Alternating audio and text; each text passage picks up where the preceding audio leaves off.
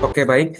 Halo semuanya teman-teman, apa kabar nih? Perkenalkan kami peserta lacar dari Kementerian ATR BPN Gelombang 3, Angkatan 17, Kelompok 1. Nah, pada podcast kali ini kami akan berbicara atau membahas mengenai suatu hal yang sangat penting nih, yaitu visualisasi bangsa yang dapat menggugah rasa cinta tanah air dan bangsa, atau yang lebih singkat dan kerennya nih kita sebut potret keren tentang Indonesia yang bikin bangga.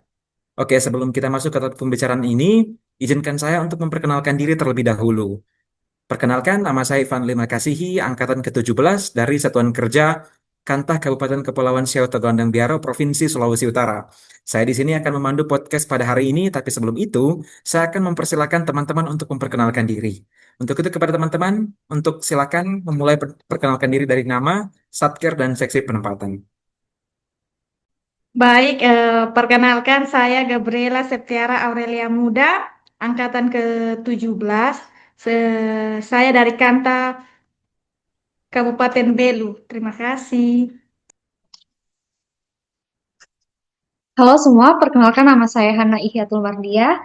Unit kerja saya dari Kantor Pertanahan Kabupaten Bantaeng. Saat ini saya ditempatkan sebagai petugas loket. Terima kasih. Halo semuanya, perkenalkan saya Baik Nunung Supiani. Saat ini saya ditugaskan di Kantor Pertanahan Kabupaten Bulungan di Seksi 4. Terima kasih.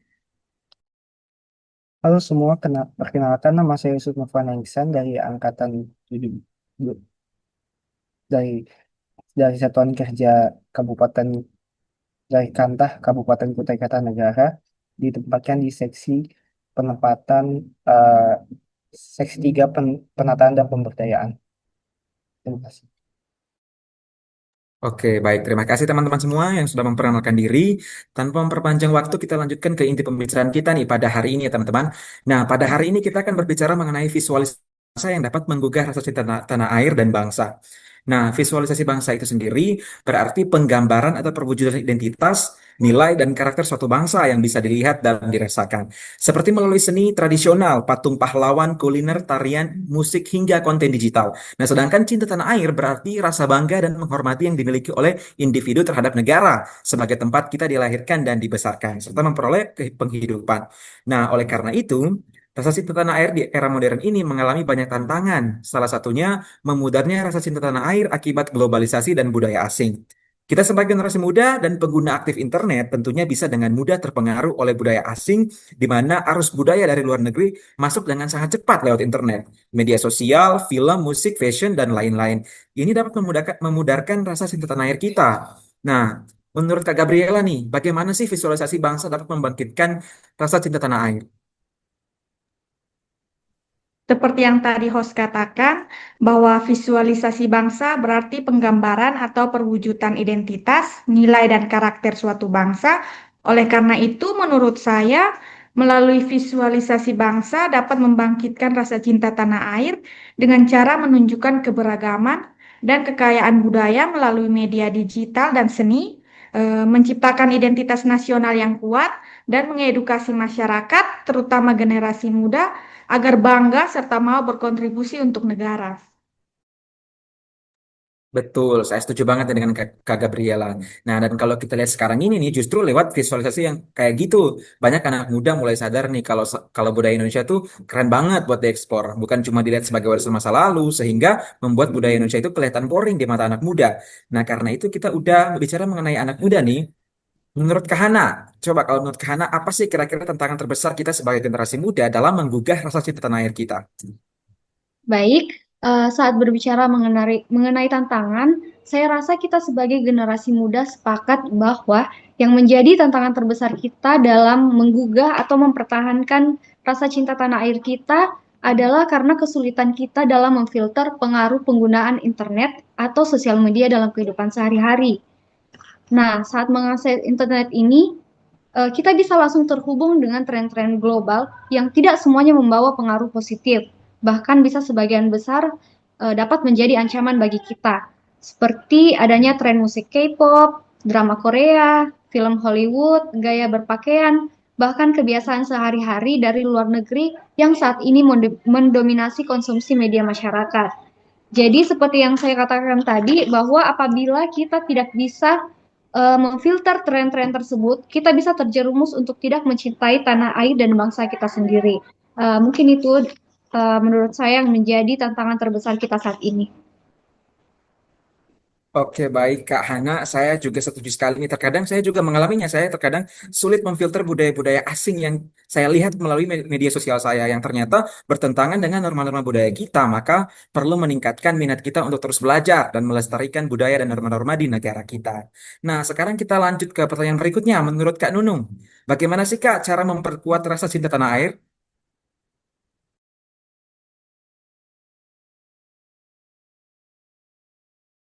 Belum di-unmute, Kak. Eh, Baik, menurut saya untuk mempertahankan rasa cinta tanah air itu tidak selalu harus berjuang secara fisik, tapi untuk membela tanah air ini kita juga dapat bertindak, memberikan sikap dan tindakan yang menunjukkan kepedulian dan kebanggaan terhadap bangsa ini. Salah satunya adalah dengan memakai produk lokal. Karena di era digital ini sangat mudah untuk kita mendapatkan barang produksi luar negeri lewat internet, platform, e-commerce, media sosial, bahkan kebijakan impor yang bisa merugikan produksi lokal. Jadi mulai saat ini mari kita lebih mencintai produk-produk dalam negeri sebagai bentuk bela negara kita di era modern ini. Terima kasih. Betul, saya setuju juga dengan Mbak Baik. Sekarang kan kita di era modern, bukan di masa penjajahan nih, yang mengharuskan kita membela negara menggunakan senjata. Kita bisa melakukan bela negara tanpa takut ketinggalan zaman. Dan salah satunya menggunakan dan ikut serta memasarkan produk lokal sebagai bentuk dukungan dan rasa cinta tanah air. Nah, berikutnya nih menurut Kak Yusuf. Kak Yusuf, bagaimana sih cara kita sebagai generasi muda untuk tetap menunjukkan rasa cinta tanah air terutama dalam menciptakan karya tanpa harus melupakan nilai-nilai kebangsaan dan sesuai dengan perkembangan zaman.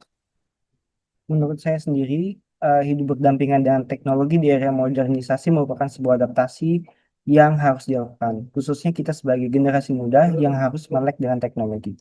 Ada sangat banyak karya atau proses modernisasi yang tanpa diselingi dengan nilai-nilai yang sesuai di bangsa kita, dan tak jarang juga memberikan efek buruk bagi kita sebagai generasi muda. Sehingga peran penting kita sebagai generasi muda untuk dapat memodernisasi budaya menjadi sebuah karya yang dapat dinikmati khususnya untuk masyarakat dan generasi itu ke depannya itu sendiri. Sehingga kita tidak hanya beradaptasi di era modern ini, tetapi juga turut andil dalam mengenalkan karya yang sesuai dengan nilai-nilai luhur bangsa. Itu saja, Kak, menurut saya, pandangan saya. Ya, modernisasi memang penting. Nah, namun kita juga perlu menyesuaikan dengan nilai-nilai luhur bangsa dan masih tetap mempertahankan karya yang kita buat. Nah, ngomong-ngomong terkait modernisasi nih Kak, Kahana, zaman sekarang media sosial juga memiliki pengaruh yang cukup besar dalam menggambarkan dan mempromosikan karakter atau identitas bangsa. Tetapi seringkali banyak hal yang menjadikan anak muda atau bangsa tidak bangga akan karakteristik bangsa yang mungkin dipengaruhi oleh globalisasi atau kurangnya keteladanan tokoh masyarakat. Ketika melihat konten-konten seperti di YouTube atau di TikTok yang membuat mereka merasa menyesali menjadi orang Indonesia. Nah, kira-kira konten seperti apa nih yang mau dipublis di sosial media yang bisa buat anak muda atau anak bangsa merasa, wah, aku bangga nih jadi orang Indonesia. Kak Hana? Baik, Kak. Menurut saya mungkin konten yang bisa menumbuhkan rasa bangga di kalangan anak muda itu yang pertama bisa melalui konten cerita inspirasi anak muda lokal. Nah, melalui konten ini eh, terdapat cerita inspirasi dari anak muda Indonesia yang mempunyai prestasi atau impact tertentu. Alasannya ya, karena anak muda kita atau kita-kita ini suka dengan tokoh yang relatable atau dapat menginfluence kita menjadi lebih baik.